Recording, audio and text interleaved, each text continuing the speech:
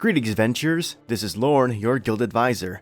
Back from my vacation to get right back into the swing of things with an analysis on the newest units added to DanMemo in the Mission Wedding event. We have 4 beautiful girls clad in wonderful bridal attire, ready for you to treat them right with your iris. But are they the right units for you? Of course, if any of these 4 characters are among your favorite ones, then by all means, feel free to roll on them if you're more of a collector rather than a min-maxer. Also, don't forget that before spending any iris, you get an 11 draw ticket by completing Quest 126 on Very Hard, which guarantees one of the 4 new characters. Among the regular gacha banners, the 4 units are split up into 2 per banner, 1 adventure and 1 assist on each one. Lily and Hestia are on the Devotion banner, while Tione and Seer are on the Blessing banner. However, you are able to get the adventurer from the other banner as a non-guaranteed unit when you draw from the banner, though the 2 assist characters themselves are exclusive to their separate banners. For example, on the first 11 draw of the Devotion banner with Hestia and Lily, you're guaranteed Hestia or Lily at the end on the 11th unit, but it's possible to get Tione in the first 10. However, Seer is unavailable as she is tied to the Blessing banner. Remember, you can always check what units are available from a banner by hitting the Gacha Details button on the banner. Now, without further ado, let's break down the units, starting with the 2 adventurers. First up, we have Logging Bride Lily, a magic attacker who uses water element moves. As expected, her magic stat is high, at 1381 when +5, but the most notable thing is her agility stat, being very high for a magic attacker at 898, clearly outspeeding other popular magic units like Dress Royal Reveria and Crimson Tempest Eyes.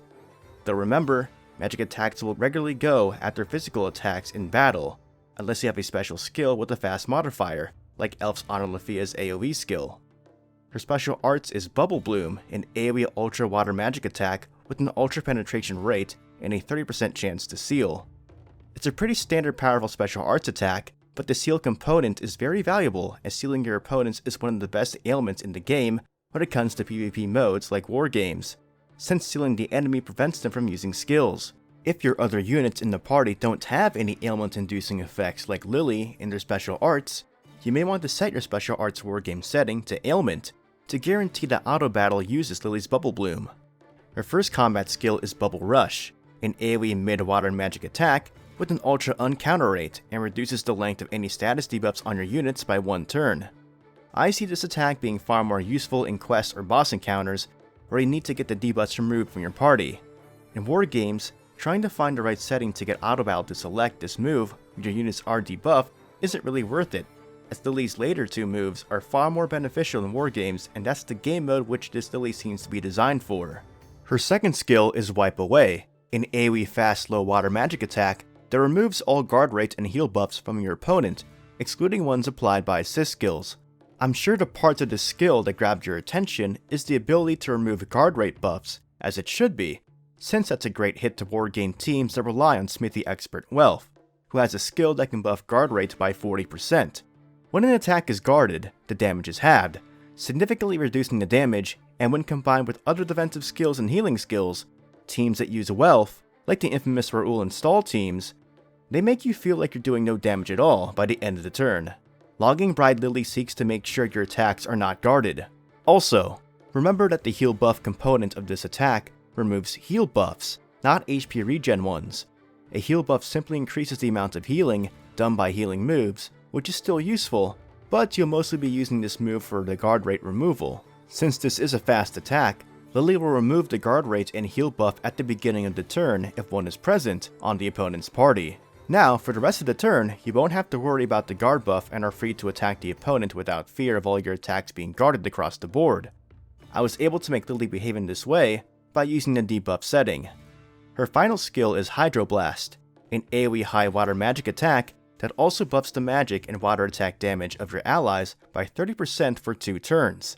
This skill is pretty amazing as it deals a good chunk of AoE damage, while at the same time, buffs Lily's own damage output as well as the output of your other magic and water element users. And remember, this Lily has high agility, so if your magic units have a similar limit break, Lily should go first and the units after her can take advantage of the buffs.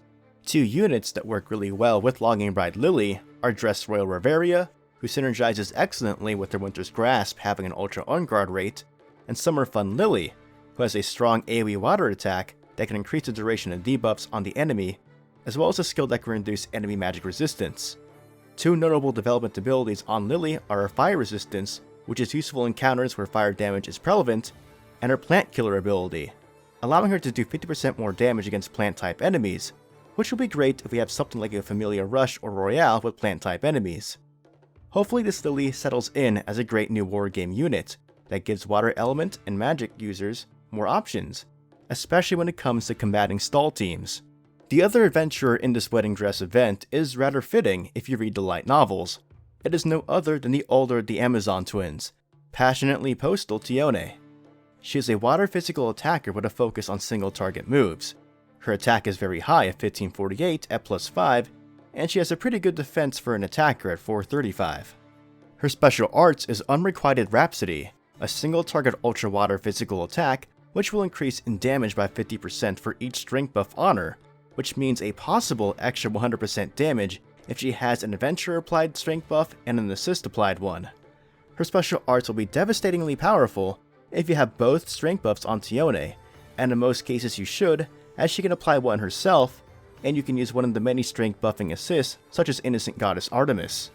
Her first combat skill is Rumble Dance, a single target mid-water physical attack that buffs her strength and water attack damage by 50% for 4 turns. Not much needs to be said here, absolutely use this move first when using Tione, as it will significantly boost the power of all her other attacks, especially her special arts. Though the 50% isn't as high as other single target self-buffing units like Mikasa and Night Elf Ryu, Tione requires less setup as she gets both buffs in one move, letting her deal the full extent of her damage one turn earlier. Her second skill is Bridal Path Dash, a single target low water physical attack that reduces the amount of AoE damage received by your allies by 25% for 2 turns.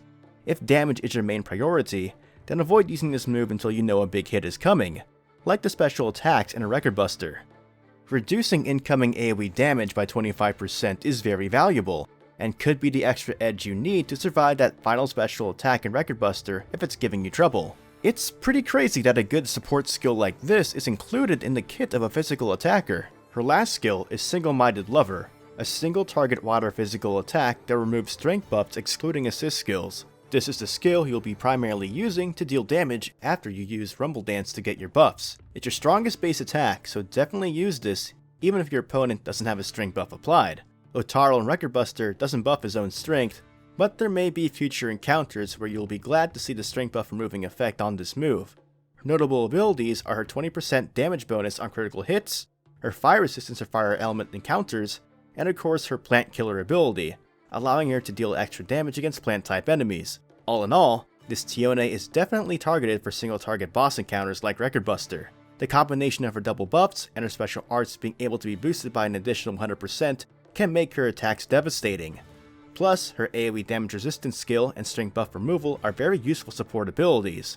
Some units that work well with Tione are, of course, other single target physical attackers, like Echoing Arrow Lily, who can increase the amount of single target damage you can deal to the boss with her debuff, and Night Elf Ryu, who can reduce the physical resistance of the enemy, thereby also increasing Tione's damage. And of course, if you use the new Seer assist, which I'll cover next, you could construct a dark and water single target team using Mikasa, who will hit hard with her double buffs. I'm excited to see the top scores on the next Record Buster, especially if there will be a water weakness, which is rather likely, so you're enticed to spend all of your Iris right before the 2nd anniversary of the game. Next up are the new assists of the event. First we'll start with Pure Bright Seer, who has a rather alluring open back dress whose tightness only accentuates her, backside. She gives rather mediocre stats across the board with the exception of agility, which is very high at 580. Her assist skill is Heavy Promise, reducing the water and dark resistance of your enemies by 5%, and boosts the water and dark damage of your allies by 10%. Limit broken to +5, these values change to a 7% water and dark resistance reduction, and a 15% water and dark attack damage boost. Seer is directly comparable to Handmaid Elf Aina, who has the same exact effects, but for the light and earth elements instead. Just as Aina is tremendous for light and earth teams, Seer is amazing for teams using water and dark characters. Though the damage system doesn't exactly work like this, let's add 7% resistance reduction and 15% damage boost for 22% more effectiveness. That's a significant difference. If you're able to construct a good water or dark team, you should be able to find a place for Seer in your team. As I mentioned before, Pure Bride Seer will be great in a Record Buster team featuring both the new Tione and Mikasa. For war games, Seer's dark components will help teams that use Devil Princess Eyes, Kurumi, Levi, or Lunar. On the water side, she'll help units like Longing Bride Lily, Dress Royal Reveria, and Summer Fun Lily. The final new assist and unit is of course a new Hestia unit! Can't get enough of her! I apologize for my sarcasm. Though I like to poke fun at the ever-increasing amount of Hestias added into the game, I really do like her hair in this art, so kudos to the art team. But if we do happen to get another wedding dress event in the future, may I point you in the direction of one particularly beautiful, strong, and devoted elf? Anyway, Wedding Wish Hestia has a pretty respectable HP amount at 954 plus 5, and very high magic at 640. She's clearly intended for magic teams, as her assist skill will suggest. Day of the Dream increases your party members' magic by 15% and critical rate by 8%.